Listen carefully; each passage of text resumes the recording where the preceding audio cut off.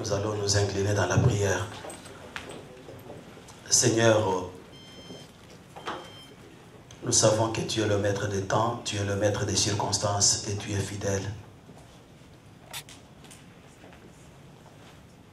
Nous nous présentons encore ce matin au-devant de toi, sachant que tu es celui qui va réconforter nos cœurs. Tu es celui qui nous a consolés, tu es celui qui va continuer à nous consoler parce que tu es le seul vrai Dieu. Touche l'entendement de mon frère, de ma soeur. Que ton Saint-Esprit nous enseigne. Au nom de Jésus-Christ. Amen. Amen. Merci à vous tous qui êtes là et je vais beaucoup demander votre attention. Nous allons poursuivre l'enseignement que nous avons commencé dimanche passé et qui portait sur le langage de la foi.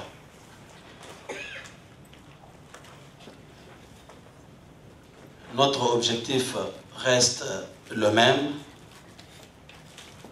c'est vous encourager à développer l'habitude de parler le langage de la foi. Vous encourager à développer l'habitude de parler le langage de la foi. Pourquoi? Pour la simple raison que c'est ce langage, c'est-à-dire le langage de la foi, qui a le pouvoir d'appeler le miracle de Dieu dans votre vie. Amen. Dieu ne fait pas discrimination des hommes.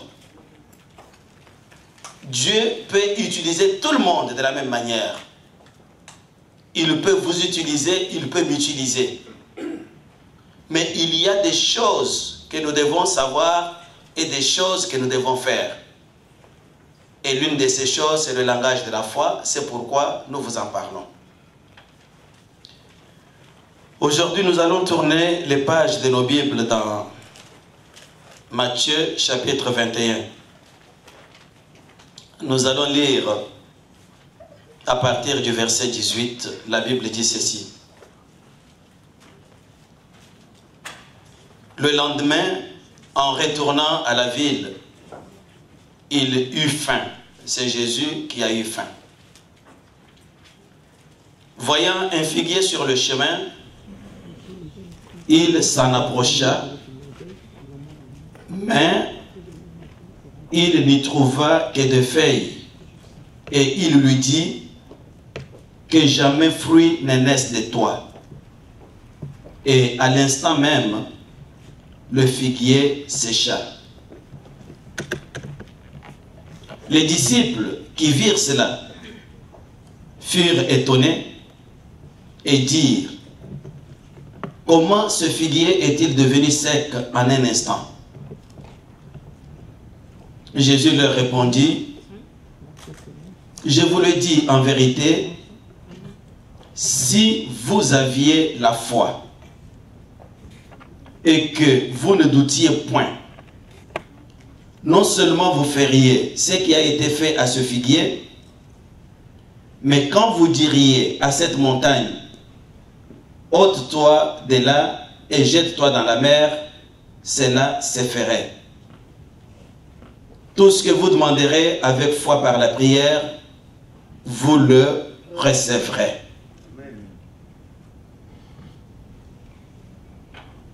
Que le nom de l'Éternel soit béni. Amen. Je vais commencer ce message avec une observation. Je vais dire que dans la vie, et c'est une vérité, il y a réellement des choses qui sont de l'ordre du possible et il y a d'autres choses qui sont de l'ordre de l'impossible. Je vais vous donner un exemple. Me demander de traverser le fleuve Saint-Laurent à pied, ça c'est une chose qui appartient à l'ordre de l'impossible. Je vais comprendre que vous êtes en train de me piéger, vous voulez ma mort.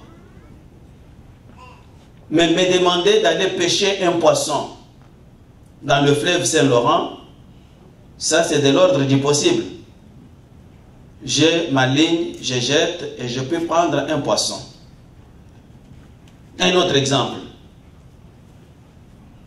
Me demander de donner un comprimé à quelqu'un qui a mal à la tête pour qu'il soit restauré dans sa santé, c'est de l'ordre du possible. Papa Jean-Marie va faire une ordonnance, dit 3 aspirines, 4 Nivaquine, la malaria va partir. Mais demandez au médecin de prescrire une pilule pour quelqu'un qui est mort et qui est resté à la morgue pendant 2 jours, je pense que Maman Gloire ne prendra pas le risque même de dresser une ordonnance. Voilà ce que je vous fais comprendre dans mon intervention en commençant, qu'il y a dans la vie les choses qui sont de l'ordre du possible et d'autres choses qui sont de l'ordre de l'impossible. Mais lorsque nous faisons affaire avec Dieu, il y a quelque chose de fondamental que nous devons retenir. Je répète, lorsque nous faisons affaire avec Dieu, avec le grand Dieu, il y a quelque chose de très important que nous devons retenir. C'est que à ses yeux, c'est-à-dire aux yeux de Dieu, il n'y a aucune différence entre le possible et l'impossible. Il est raconté dans la tradition judaïque qu'un jour, Abraham est entré dans un dialogue avec Dieu. Il lui a dit ceci que j'ai analysé ma situation à la lumière de la connaissance que j'ai de l'astrologie.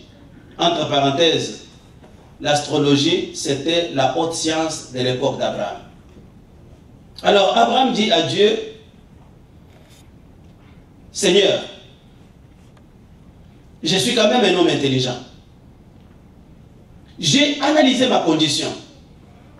J'ai analysé ma situation à la lumière de toutes les connaissances que j'ai de l'astrologie. Et j'en suis arrivé à la conclusion telle que je ne peux pas avoir d'enfant, moi. Et la même tradition poursuit et dit, Dieu lui répond et lui dit ceci. Oublie ton astrologie. Si Abraham était notre contemporain, son histoire serait celle-ci. Il se présenterait devant Dieu et lui dirait, Seigneur,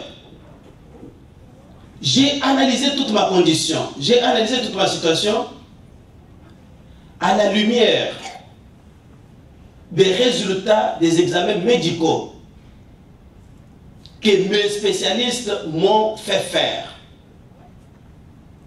Et j'en suis arrivé à la conclusion telle que c'est impossible pour moi d'avoir un enfant. Et Dieu lui aurait répondu, Abraham, oublie les résultats de tes examens.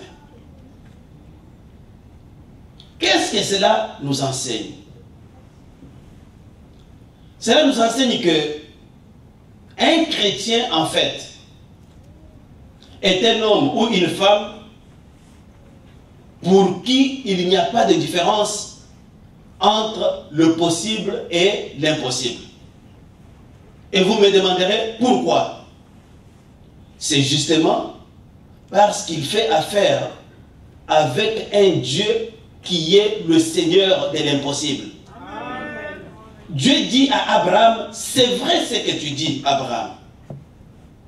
C'est vrai ce que les médecins te disent. Les médecins ne mentent pas.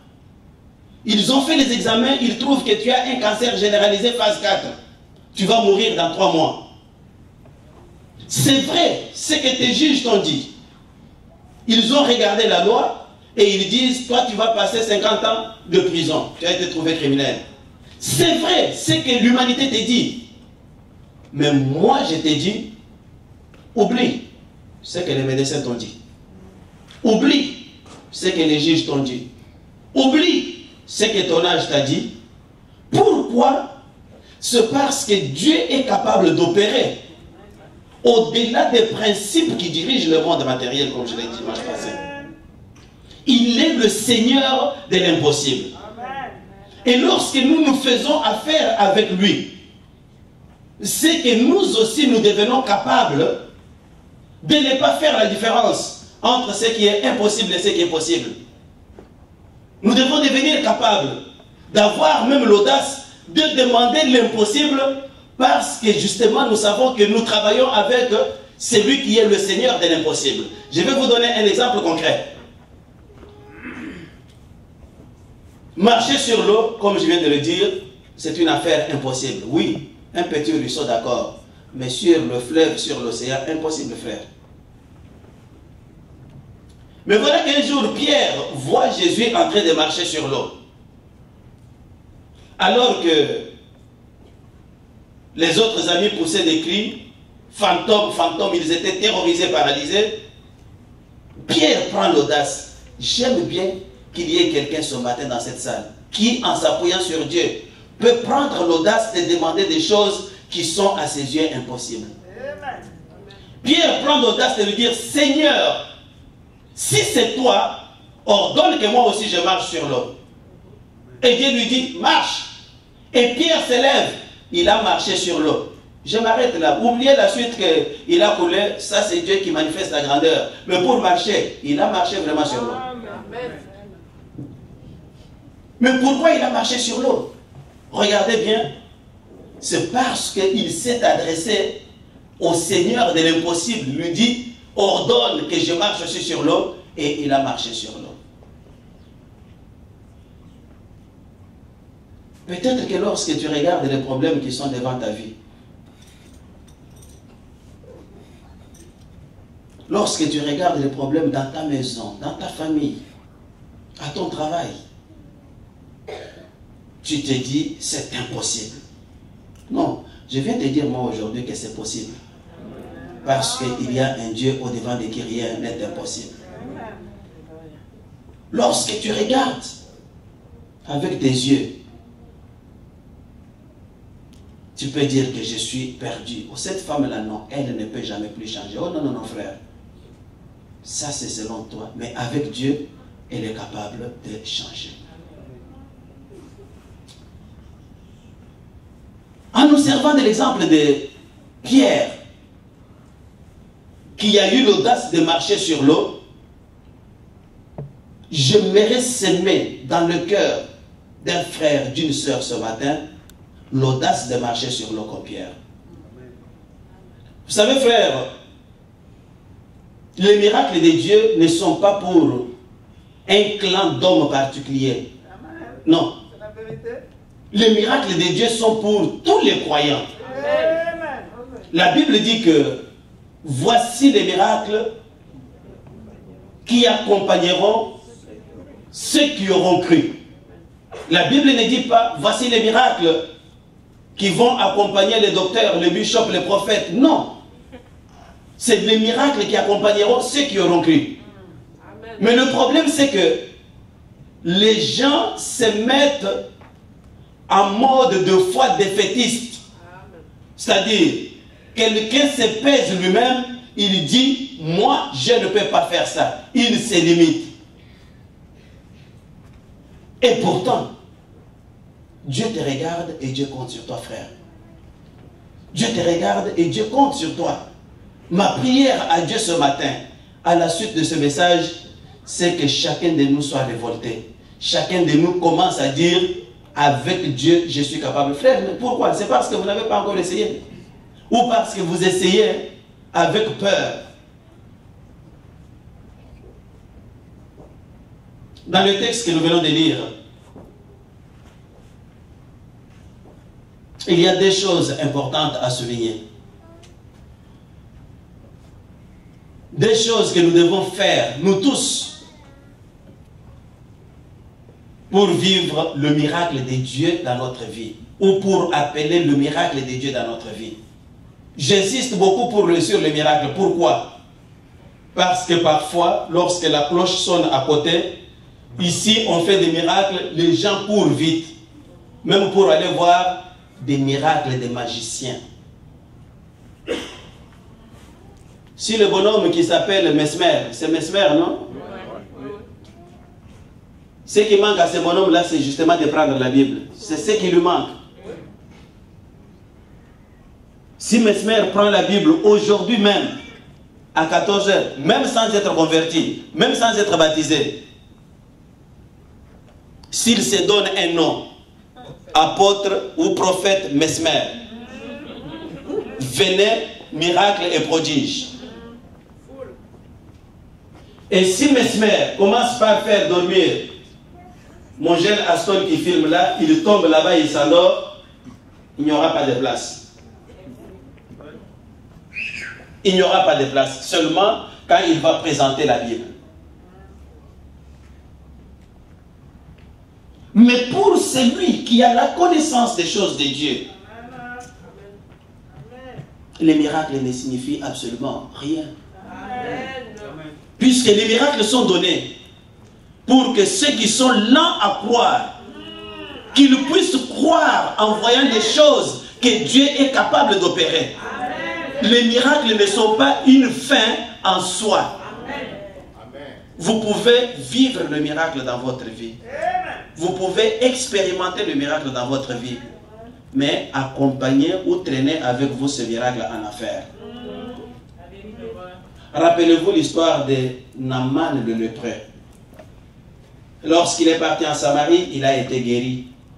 Mais à la fin de la guérison, il dit au prophète, j'ai un problème. Le roi que je sers, il entre toujours dans sa loge pour adorer ses dieux et c'est sur mon épaule qu'il s'appuie. Je ne peux pas ne pas l'accompagner là-bas.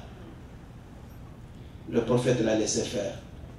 C'est-à-dire qu'il était guéri, mais cela ne l'a pas empêché de continuer à aller dans la loge. Au retour du Seigneur, est-ce qu'il pourra dire à Dieu, parce que j'ai été guéri, alors je mérite le ciel? Non, la guérison, le miracle, ce n'est pas la condition pour aller au ciel, mais ce sont des signes pour que les gens qui sont lents à croire, quand ils voient la démonstration de la puissance de Dieu, qu'ils puissent croire. Parfois aujourd'hui, Dieu commence à suspendre certains miracles à cause de l'endurcissement des cœurs des hommes. Il est venu, il a un problème, il a pleuré. Pasteur, il y a quelqu'un, je l'ai dit, il y a quelqu'un qui m'avait appelé, mais pasteur, comment j'ai pris dans votre église? Moi, je n'ai pas du travail. Moi, j'ai dit, comment? Est-ce que c'est moi qui donne du travail ou quoi? Exactement, c'est comme la question de Rachel à Jacob. Que comment? Moi, je suis ta femme, donne-moi des enfants. Et Jacob lui a dit, est-ce que tu veux me mettre à la place de Dieu ou quoi? Mais comme parfois, le travail de pasteur est compliqué, c'est un travail compliqué. Mes frères, mes soeurs, ayez beaucoup de considération envers ceux qui vous dirigent. Vous ne savez pas, vous savez, c'est facile de prendre son téléphone, c'est facile de s'asseoir dans sa chambre à coucher, dans son salon avec quelqu'un, parler mal des serviteurs de Dieu, les maudire, faire ceci, cela. C'est très facile. C'est très facile, très simple. Mais cela est un indice que vous ne connaissez pas Dieu. Si vous vous mettez, il y a des collaborateurs, je ne parle pas de moi, il y a des collaborateurs avec qui je travaille ici à l'église. Quand je les regarde, moi-même en tant qu'homme, je me dis, oh Dieu, aie pitié. Toi, quand tu te réveilles le matin, tu vas peut-être conduire tes enfants à l'école et tu reviens, tu as le temps de prendre ton téléphone pour mal parler du pasteur. Mais il y a quelqu'un d'autre qui abandonne ses enfants juste pour prier pour toi. Quelqu'un d'autre qui sacrifie sa famille juste pour toi et pour l'église. Mais ce quelqu'un-là a un Dieu. J'aimerais attirer l'attention du peuple de Dieu. Parfois, ne vous placez pas... Vous savez, Pasteur Kado a dit quelque chose de très important, que Dieu n'a pas maudit Adam. Mais il y a certaines choses où les gens eux-mêmes se placent sous la malédiction. Vous pouvez vous placer vous-même sous la malédiction. Moi, je ne peux pas vous répondre. Aucun pasteur, aucun messager ne peut pas vous répondre. Pourquoi? Parce qu'on sait qui on sert. Mais toi, tu peux te livrer à un exercice. Tu trouves de la joie, tu critiques, tu injuries, tu fais ceci. Arrête-toi un peu. Tu dis que ce que j'ai dit, je parle de qui? D'un homme de Dieu. Mais s'il est un homme de Dieu, puisque toi, tu ne le connais pas, peut-être qu'il est vraiment un homme de Dieu ou un aventurier, comme tu l'as dit. Mais s'il est vraiment un homme de Dieu, tu peux t'imaginer dans quelle position tu te places. C'est ainsi que certaines personnes, je vous le dis, c'est la vérité, frères et sœurs. Je vous le dis, c'est la vérité. Certaines personnes se placent elles-mêmes sous la malédiction. L'homme de Dieu n'a rien dit, l'homme de Dieu ne le sait même pas. Il ne le sait pas. Mais Dieu qui connaît toutes choses dit, non. Vous savez, je ne sais pas pourquoi le message de vie.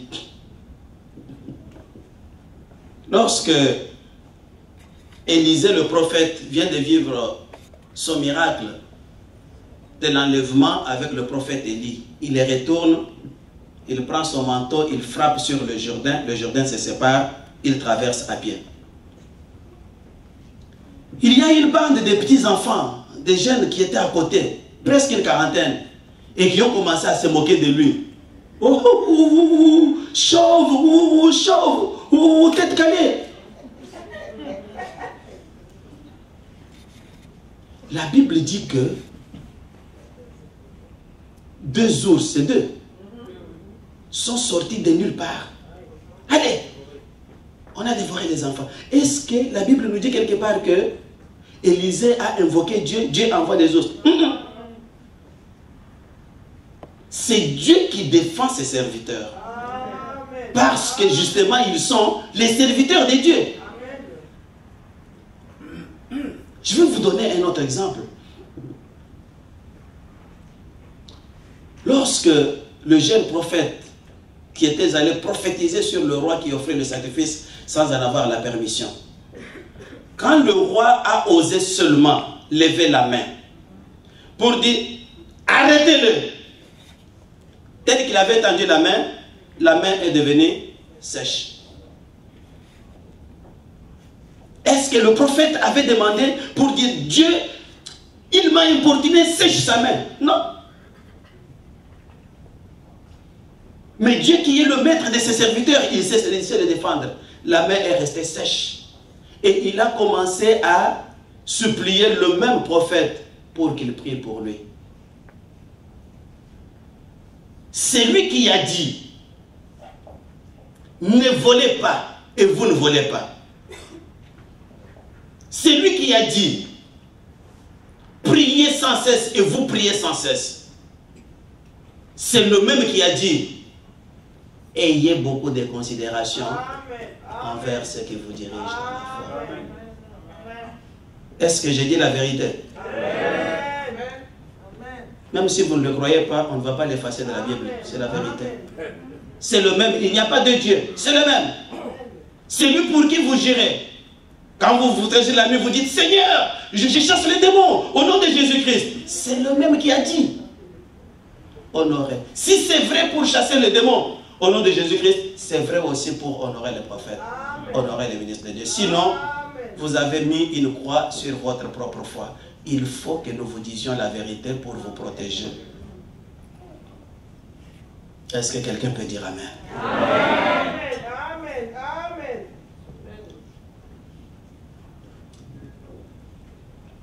Deux choses dans le passage que nous venons de lire que nous devons faire pour appeler le miracle de Dieu dans notre vie, parce que le miracle est pour tout le monde. La première chose, c'est le langage de la foi. Parler le langage de la foi. Et la deuxième chose, c'est la prière. Mais aujourd'hui, je ne parle pas de la prière, je parle du langage de la foi. Regardons le verset 22. La Bible dit ceci, non, 21. La Bible dit ceci que je vous le dis en vérité. Si vous aviez de la foi et que vous ne doutiez point, non seulement vous feriez ce qui a été fait de ce figuier, Mais quand vous direz à cette montagne, ôte-toi de là et jette-toi dans la mer, cela arrivera. Quand vous diriez à cette montagne, arrêtons-nous un peu là. Ici, les disciples ont été témoins d'un grand miracle qui a été opéré par Jésus-Christ. Il a parlé à un figuier, à un arbre, et l'arbre a obéi. Les disciples étonnés lui demandent, mais Seigneur, comment se fait-il que ce figuier a séché? Et le maître leur répond, si vous aviez la foi, donc la foi, c'est la base pour vivre et expérimenter le miracle de Dieu dans sa vie. D'abord la foi. Voilà pourquoi la Bible dit que sans la foi, personne ne peut lui être agréable. Maintenant, sur la foi, vous ajoutez deux choses. Dit, vous diriez à cette montagne, c'est-à-dire on trouve Jiren Dossa qui parle à la montagne. Montagne de Kilimanjaro. Ce n'est pas que Dieu, non. Moi, Jiren Dossa, je te parle à ton montagne de Kilimanjaro. Lève-toi d'ici parce que tu me barres le passage pour aller au village voisin. Allez, jette-toi dans la mer. Et tu vois la montagne disparaître. Mais qu'est-ce que Jésus dit? Jésus dit, vous direz. C'est-à-dire, vous parlerez. Mais pour parler, il faut avoir la foi. Voilà pourquoi j'appelle cela le langage de la foi. Vous parlez le langage de la foi et vous appelez le miracle de Dieu dans votre vie. Et la deuxième chose, c'est le verset 21. Regardez bien que les deux choses sont séparées. Et il dit que tout ce que vous demanderez avec foi par la prière, vous le recevrez. Question. Est-ce qu'il y a la différence entre ces deux? Bien sûr que oui. Il y a la différence entre la prière et le langage de la foi. Quelle est cette différence, allez-vous me demander? Elle est simple. D'abord, le dénominateur commun de la prière de la foi et du langage de la foi, c'est la foi. Ça, je n'ai pas besoin de l'expliquer. Mais maintenant, qu'est-ce qui fait la différence entre le langage de la foi et la prière? Dans la prière, vous vous adressez à Dieu. C'est pourquoi nous définissons la prière comme étant le dialogue de l'homme avec son Dieu. Je dialogue avec Dieu. Seigneur, s'il te plaît, je suis malade, guéris-moi. Seigneur, ma femme est malade, est-ce que tu peux la guérir? Ça, je suis en train de prier. Dieu peut me donner le miracle à partir de ça. Mais dans le langage de la foi, par contre, je ne m'adresse pas à Dieu. Je m'adresse directement à la situation. C'est-à-dire, soit je m'adresse à un homme, soit je m'adresse à un objet de la nature. Je peux m'adresser à un arbre, à une montagne. Je peux m'adresser à une situation difficile. Je peux m'adresser à la maladie. Je peux m'adresser au soleil. Je peux m'adresser à l'eau. Donc, le discours ici est direct, mais je parle par la foi. Je n'ai pas besoin de fermer les yeux, mais j'ouvre la bouche et je parle. Est-ce que quelqu'un me suit? Je vais vous donner des exemples, parce que mon souci est de vous voir parler vraiment, vraiment, vraiment, vraiment le langage de la foi. Prenons l'exemple du maître dans le texte que nous venons de lire. La Bible dit ceci au verset 19. Voyant un figuier sur le chemin, il s'en approcha, mais il n'y trouva que des feuilles. Et il lui dit que jamais fruit ne naisse de toi. Point.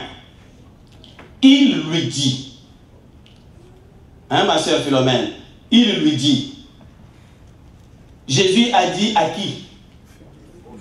Il dit, est-ce que le figuier entend? Oui. Est-ce que le figuier a des oreilles pour entendre? Un frère, j'ai donné. Bien.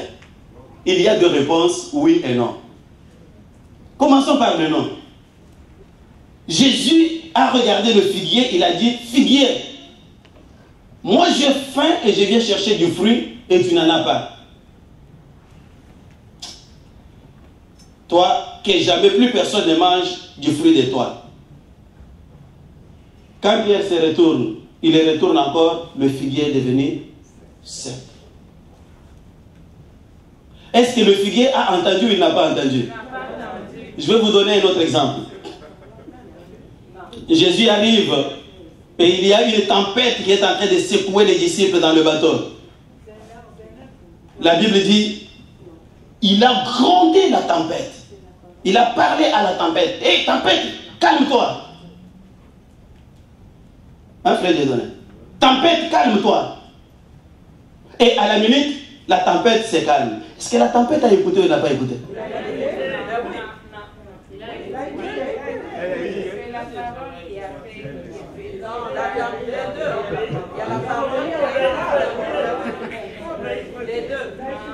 Je vais vous donner un autre exemple.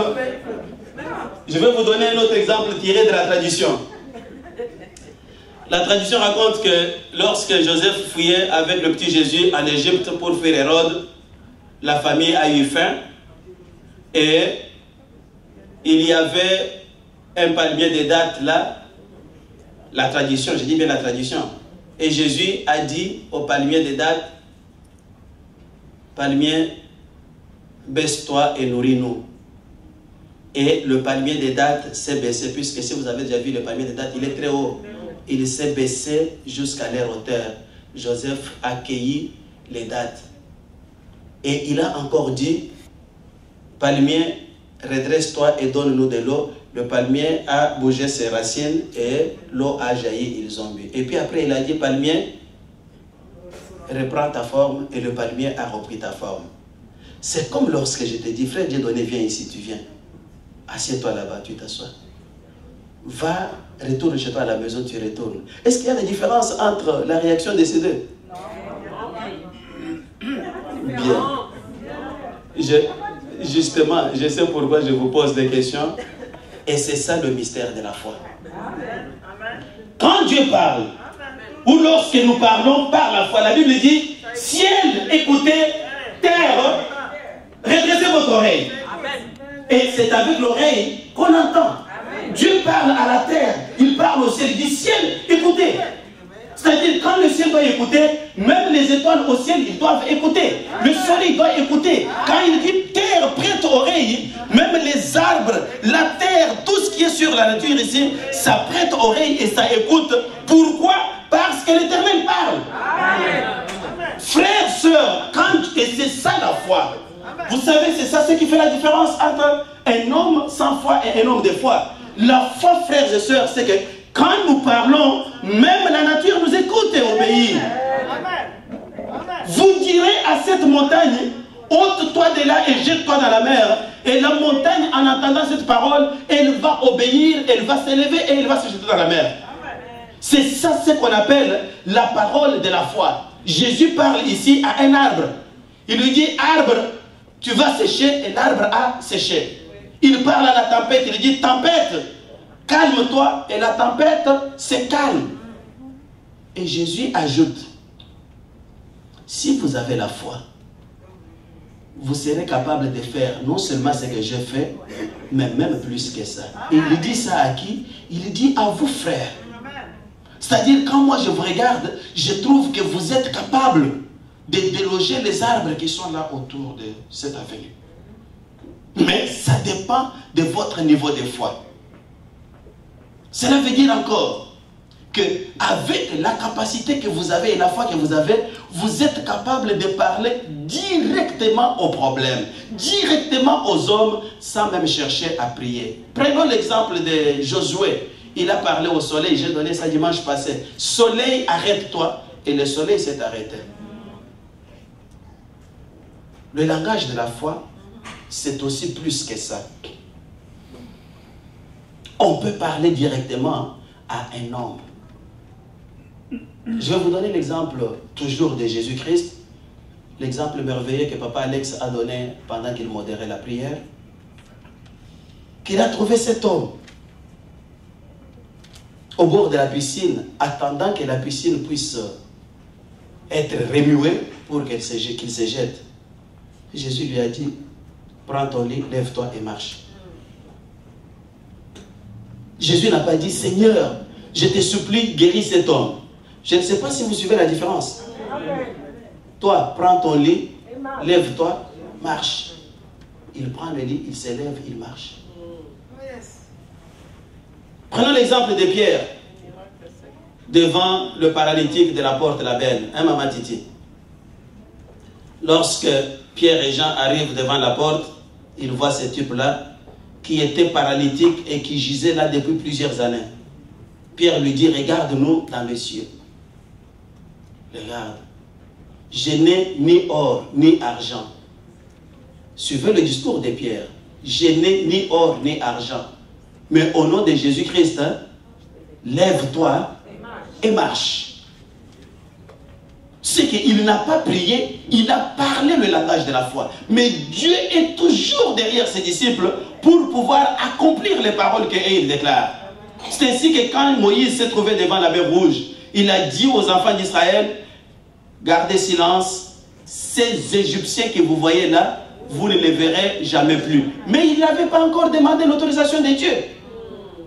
Juste quand il dit ces paroles, c'est alors que Dieu lui demande, prends ton bâton, pointe sur les eaux de la mer et elles vont se séparer en deux. Frères, sœurs, parler le langage de la foi, c'est prendre l'audace au nom de Jésus-Christ, en vous fondant sur la capacité de Dieu d'opérer au-delà des lois et des principes qui régissent ce monde. Quand vous vous fondez sur les capacités de Dieu d'opérer, vous pouvez appeler l'impossible et l'impossible devient possible. Voilà pourquoi je vous ai dit que un chrétien, un homme qui a la foi, à partir du moment où il a la foi, il ne sait plus faire la différence entre ce qui est possible et ce qui est impossible. Regardez l'exemple de Paul devant Élymas. Il dit à Élymas, homme plein de toute ruse et de toute forme de méchanceté. Pour un temps, tu vas devenir aveugle et tu ne sauras plus voir la lumière du soleil. À l'instant même, Élymas est devenu aveugle.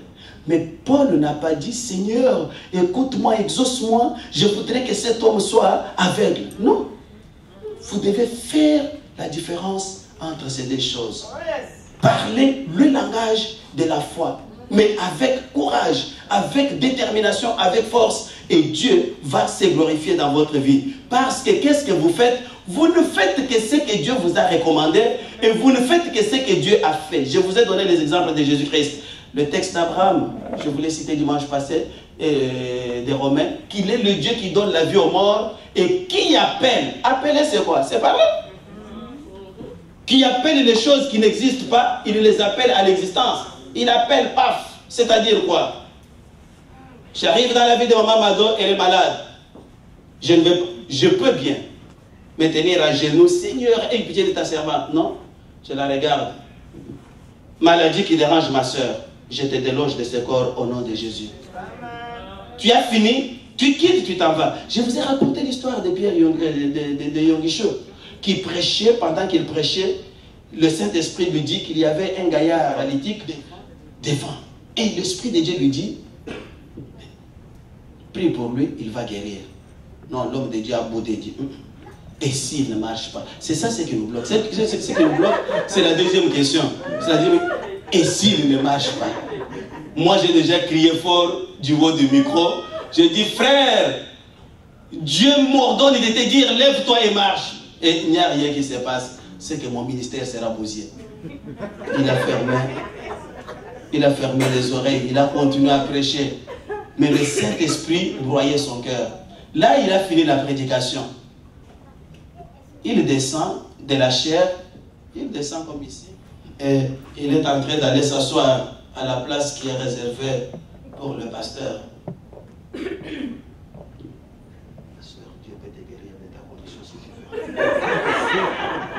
Il passe. Pourquoi? Il l'a dit en secret à l'oreille. Mais pendant qu'il quitte ici, pour aller s'asseoir là-bas, il entend un bruit dans la salle. Wow! Quoi? Elle est debout.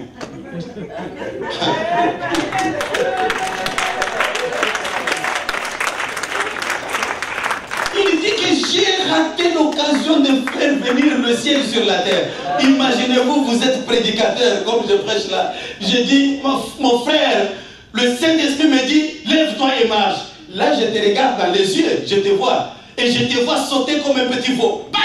Tu commences à marcher. Là, le prédicateur allait dire, alléluia, j'ai l'onction, je parle, ça se passe. Mais versus, tu es allé lui chuchoter à l'oreille. Mais les autres n'ont même pas entendu ce que tu as dit. Il va falloir que tu te justifies, que c'est moi qui lui ai dit à l'oreille, lève-toi et marche. Ça, c'est quoi? C'est la peur de savoir, et si cela n'arrive pas? Non, frère. Quand nous parlons du langage de la foi, on ne se pose plus la question de savoir, et si cela n'arrive pas, c'est le problème de Dieu. Tu vois un malade, tu peux parler, frère, à toutes les situations.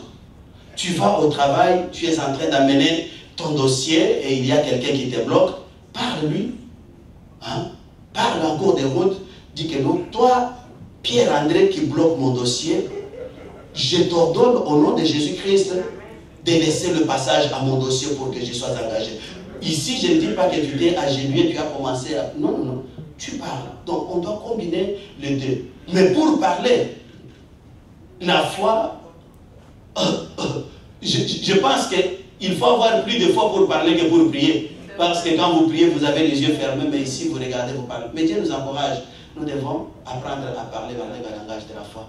Le langage de la foi, c'est un langage positif.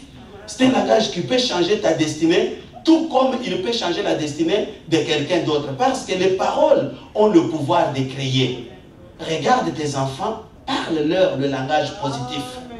Toi, tu seras ingénieur. Oh non, papa, moi je n'aime pas l'ingénieur. Demain, toi, tu vas être l'ingénieur. Vous savez que le langage, pourquoi on doit parler du langage de la foi? Parce que la vie de l'homme, en principe, est dirigée par le langage. Ça peut être le langage ou la parole de Dieu. Ça peut être la parole de l'homme. Ça peut être la parole du diable. Écoutez-moi bien. Quand vous êtes au village, vous allez voir un vieux qui porte une veste délavée et qui marche avec une canne. Il te regarde et dit, petit, si je te pointe mon doigt, tu ne vas pas faire 2 jours. Et tu vas fuir. Maître Kaye m'a raconté une histoire. J'ai vu maman dans la salle qui m'avait fait rire. Il dit qu'il traitait un dossier à la cour. Les dossiers de succession. Et c'était une famille Bakongo. Et le jeune qui faisait beaucoup de bruit dans les dossiers, il y a un vieux qui le regarde, toi, tu vas mourir demain. Et demain, le gars est mort. Un deuxième qui s'est entêté sur le dossier, toujours dans le même dossier, le même oncle le regarde, ah, toi aussi tu continues, on va t'enterrer. Et le jour suivant, on l'enterre.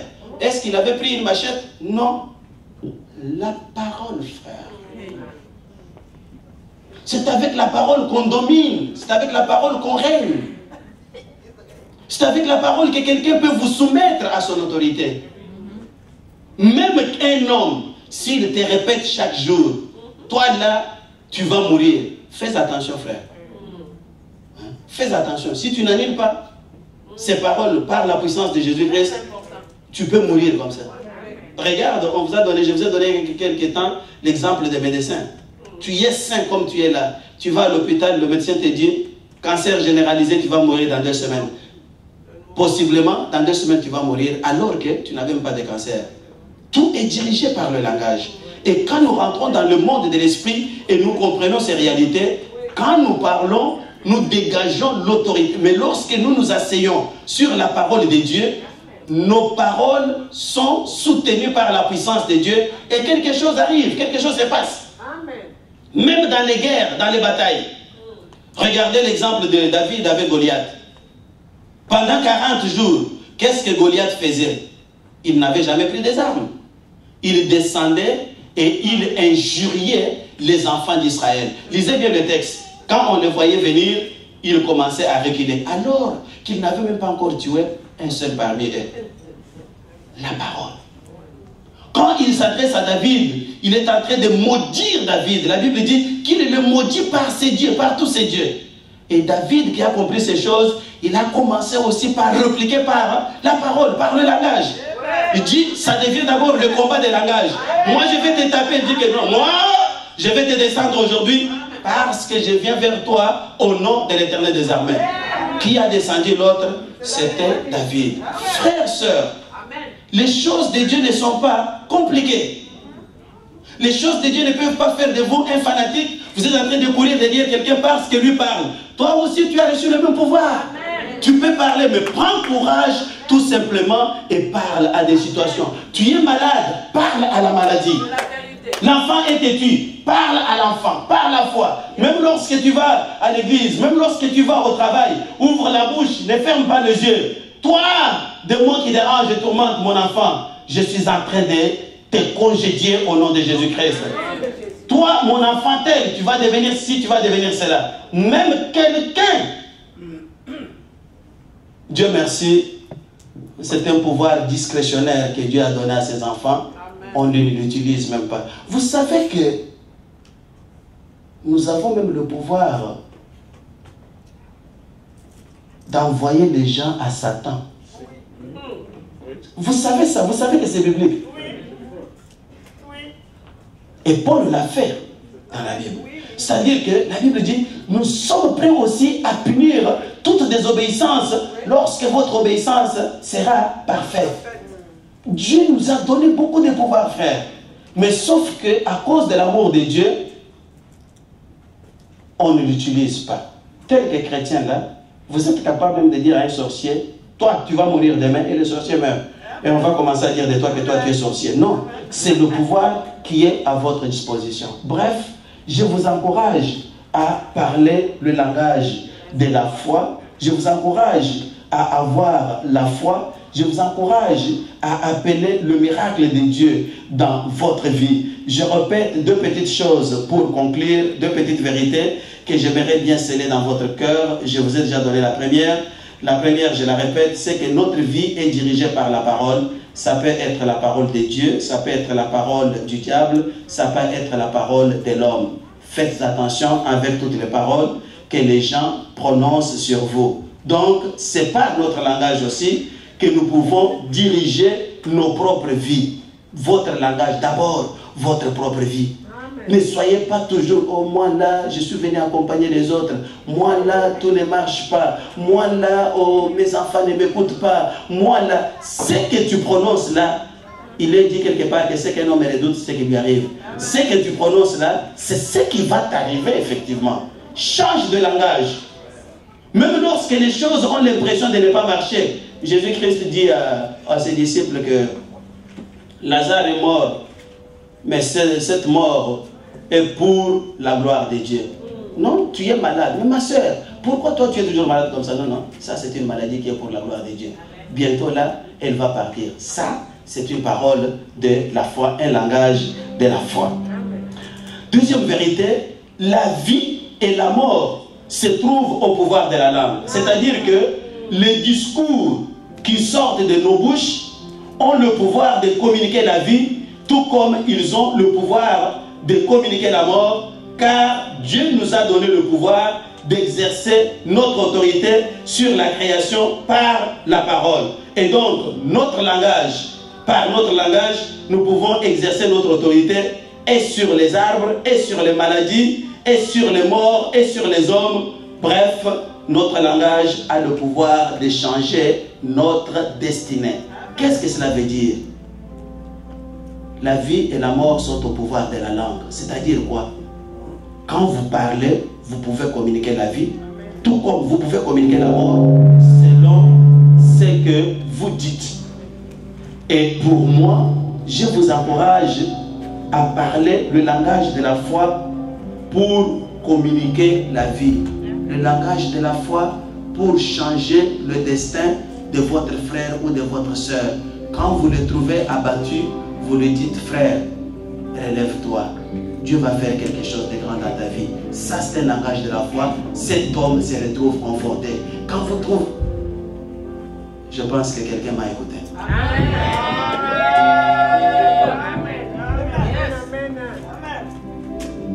On se tient debout.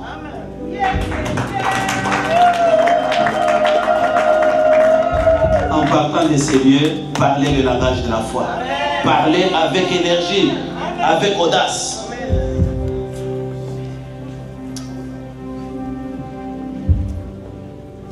Merci Seigneur.